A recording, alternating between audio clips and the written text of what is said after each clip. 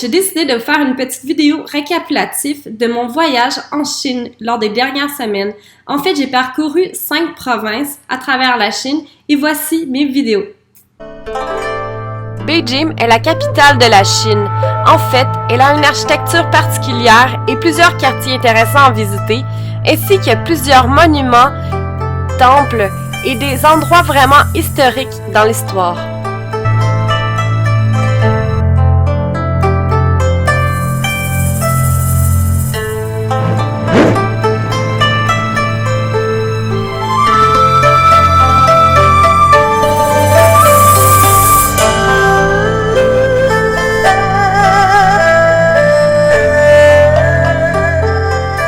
La cité interdite est classée par le patrimoine mondial de l'UNESCO. Jadis, il résidait des empereurs et des rois. Un autre endroit à visiter qui est vraiment intéressant est le temple de Haven. Près du temple de Haven se situe un parc vraiment magnifique. Les gens se regroupent, dansent, chantent et pratiquent plusieurs arts martiaux.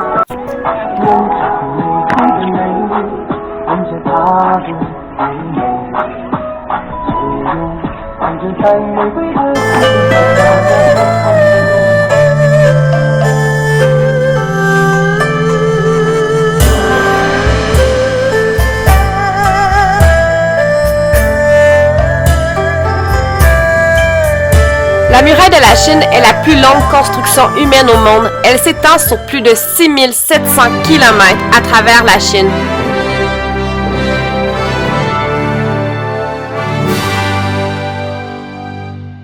La muraille de la Chine a été construite de sorte de faire une fortification autour de différentes villes de la Chine et de pouvoir faciliter les transports en commun entre les différentes villes. Aujourd'hui, c'est une activité touristique vraiment appréciée par les touristes et il y a plusieurs gens qui viennent de partout à travers la Chine à différents endroits pour visiter la muraille. Puis, j'ai quitté Beijing et je me suis rendue en train lent vers ma nouvelle destination. Je voulais vivre une expérience touristique en prenant le train lent, mais le confort n'était pas à son comble dans ce train. Et puis je suis arrivée dans une autre province, à Xi'an.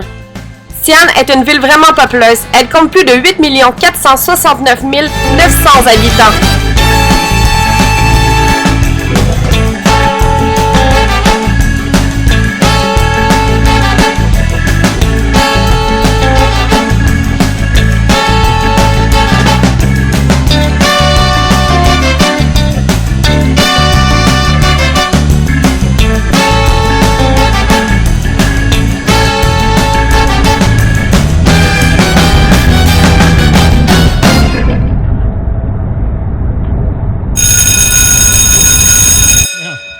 Bonjour tout le monde, je suis présentement au mont Yushuan. On peut voir ici. La montagne fait environ 2000 de hauteur. Et puis je vais monter le mont aujourd'hui avec...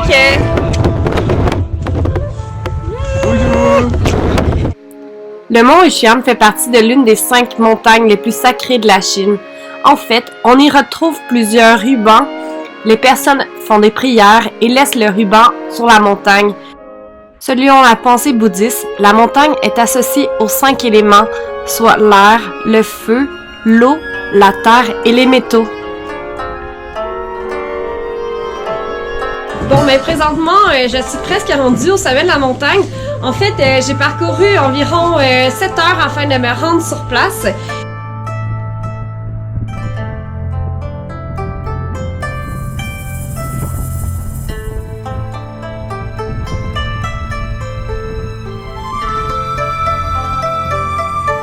Du matin. Il fait très froid en ce moment sur le mont. En fait, ici, c'est une montagne sacrée.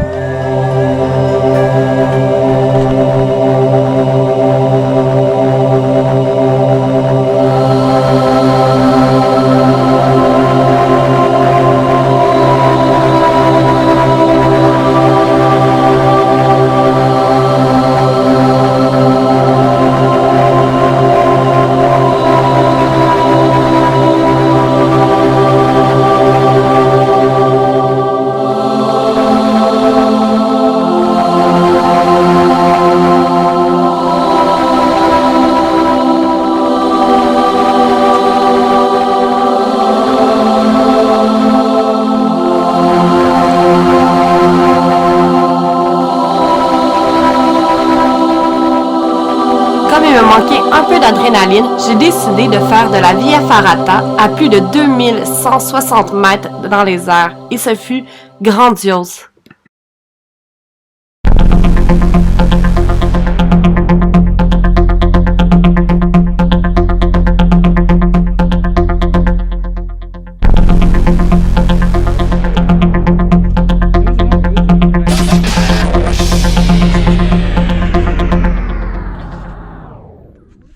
Après ces quelques jours de randonnée, je suis finalement retournée à la ville de Sian. Et de Sian, j'ai fait 45 minutes d'autobus pour me rendre à l'armée de terre cuite. Je suis sur le site archéologique d'où a été enterré plus de 6000 statues. Et puis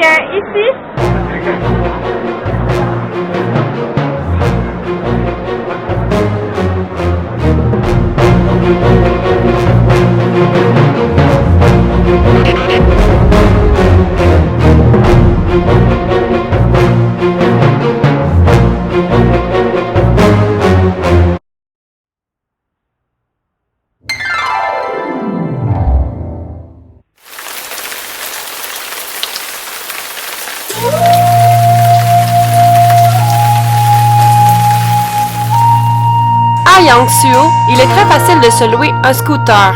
Ça coûte environ 10 $ canadiens pour un scooter pour une journée.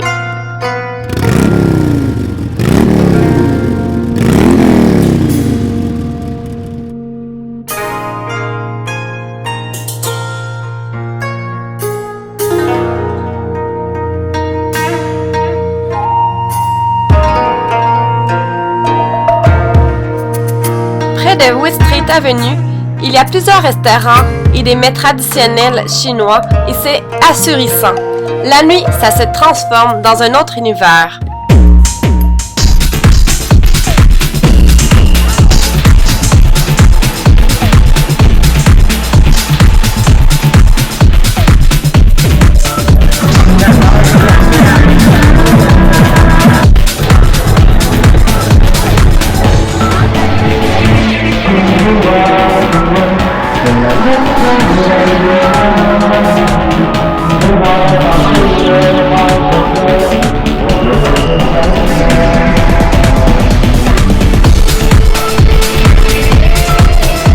Comme j'avais besoin d'un peu de calme, je me suis dirigée en autobus pour me rendre aux rizières de Longli.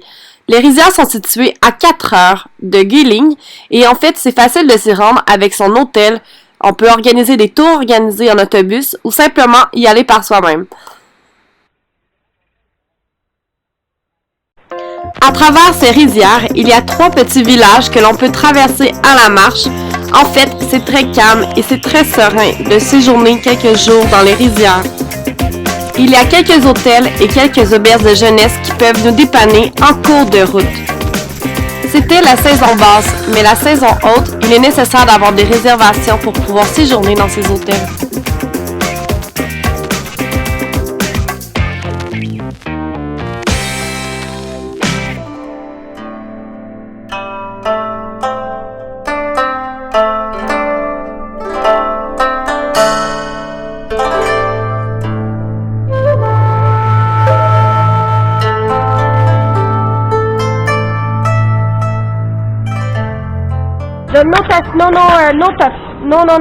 No boo touch. Okay. Donc, je suis à Chengdu et je m'en vais voir les pandas aujourd'hui. Et présentement, je suis dans le métro. À Chengdu, tous les éléments touristiques sont associés aux pandas. Plusieurs touristes y viennent pour admirer le panda dans une base de recherche. Même si les pandas vivent dans un milieu naturel et dans un habitat naturel, il y a tant de touristes que ça dénature le mot habitat naturel. Heureusement, il est possible d'admirer des pandas dans des montagnes situées près de Chengdu. À 3 ou à 4 heures de Chengdu, il est possible de faire de la randonnée et de pouvoir apercevoir des pandas sur son horizon. Comme toute bonne chose a une fin, je suis retournée chez moi en ayant en tête toutes les senteurs, les odeurs, tous les gens que j'avais rencontrés et tous les paysages grandioses ainsi que toute l'architecture que j'avais vue. Et surtout, c'est l'histoire et la culture qui m'étonnera toujours de la Chine.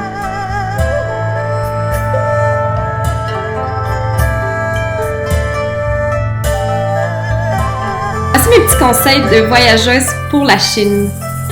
En Chine, plusieurs moteurs de recherche sont bloqués. Donc, l'application VPN peut vous permettre d'aller sur les sites Internet tels que Google, Hotmail, Gmail et Facebook. Cela peut vous être utile pour plusieurs raisons, donc aidez cette application. Le conseil que je peux vous donner est de planifier votre itinéraire avant de partir, tel que sur Booking.com. En fait, Booking.com permet de se booker un peu partout sur la planète, dont la Chine. Et puis, procurez-vous le livre Les Routards. En fait, les Routards indiquent les emplacements, les autobus à prendre et c'est vraiment précis et ça m'a été d'une très grande utilité en Chine.